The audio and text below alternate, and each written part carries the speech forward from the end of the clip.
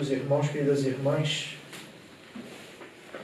uma das partes mais belas das Confissões de Santo Agostinho, uma das obras mais importantes da história da humanidade, ao comentar a morte de sua mãe Mônica, Agostinho, por um lado, demonstra todo o carinho, amor e reconhecimento que tinha pela sua mãe, que foi um instrumento de Deus, sem sombra de dúvida, para a sua conversão.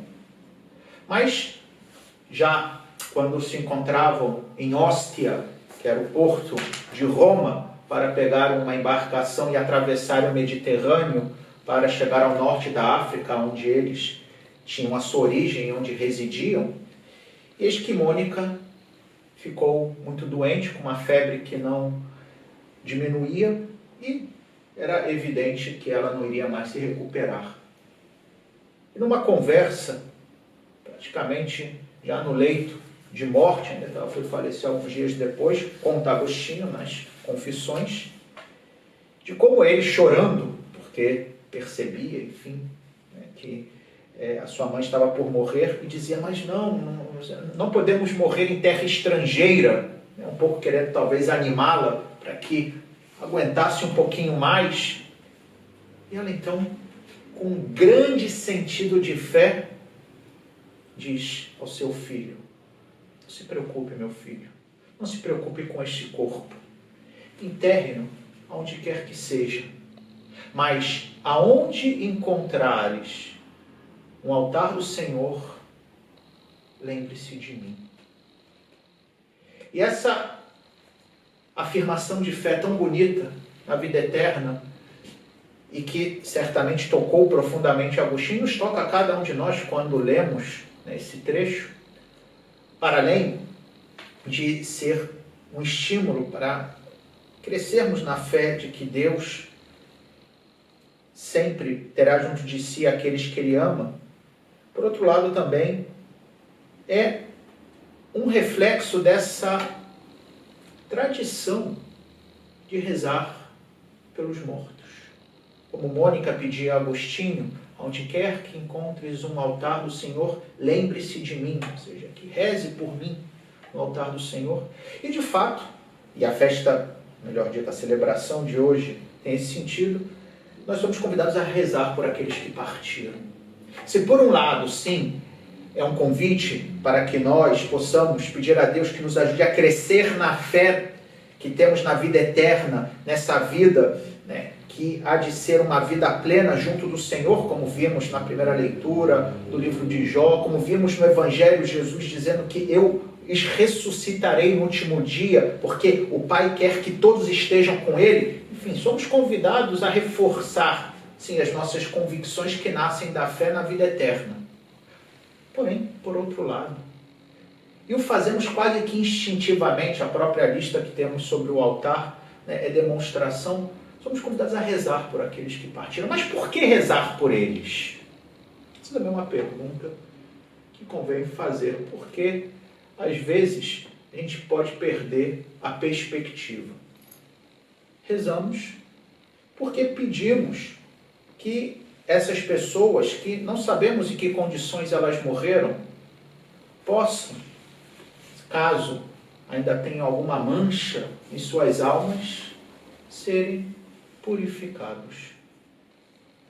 Esse é um aspecto da nossa fé que vem já desde os nossos antepassados do povo hebreu. Vemos, por exemplo, no livro dos Macabeus, como, depois de uma batalha liderada por Judas Macabeu para extirpar o domínio dos gregos sobre a terra dos hebreus, alguns que tinham perecido na batalha dos soldados judeus descobriram que tinham alguns ídolos escondidos nas suas vestes e, portanto, tinham morrido com o pecado da idolatria. E Judas Macabeu, que era o líder dessa revolta, que faz uma grande coleta para que se oferecesse no templo de Jerusalém sacrifícios por aqueles que morreram, para que Deus tivesse misericórdia deles. Não tão diferente daquilo que fazemos hoje, oferecendo a missa, que é o sacrifício de Cristo, o verdadeiro e único sacrifício. São Paulo também, na primeira carta aos Coríntios, no capítulo 5, fala de como, no dia do nosso encontro com o Senhor, as nossas obras serão como que expostas ao fogo. E quem construiu com metais preciosos, e essa imagem, a quem constrói, né, quem coloca como base as suas obras o ouro, a prata, o ferro, e quem coloca na palha. São aquelas pessoas que de repente viveram uma vida não tão marcada pela fé e de coerência como deveria. E ele diz que mesmo essas pessoas que construíram na palha terão as suas vidas purificadas pelo fogo. Enfim, poderíamos aqui citar outras passagens da Escritura que estão na base da nossa fé no purgatório. E é por isso que nós rezamos pelos mortos, rezamos pelas almas do purgatório. Infelizmente hoje não é tão bonito assim, as pessoas preferem tapar os olhos e fingir que não existe o purgatório. Mas é uma realidade, e uma realidade que nada mais é do que uma expressão da misericórdia e da justiça de Deus, mas uma justiça não punitiva, mas uma justiça que respeita a nossa liberdade. Porque se todos nós morrêssemos, cada um tendo feito aquilo que tiver feito na sua vida, e no final vai todo mundo para o céu direto, no fundo, nada do que nós fazemos aqui na Terra tem sentido. Porque fazer o bem ou fazer o mal é indiferente. Lutar para poder corresponder àquilo que Deus nos pede e não lutar não faz diferença nenhuma. Porém, também é verdade que há pessoas que talvez não tenham sido exatamente modelos de vida cristã, mas também não é que renegaram a Deus, não é que quiseram seguir pelo caminho do mal, mas eram, talvez como grande parte dos homens e mulheres que caminham sobre a face da terra, pessoas que tinham a luz e as trevas dentro de si. Pessoas que muitas vezes se deixavam levar por sentimentos nobres e outras vezes por sentimentos não tão nobres, quem sabe até mesquinhos. O purgatório é esse aspecto da nossa fé que nos fala dessa misericórdia de Deus, que quer que nós estejamos sim diante dele, mas de cabeça erguida, não com vergonha, não achando que, não, eu podia ter feito tal, aquela...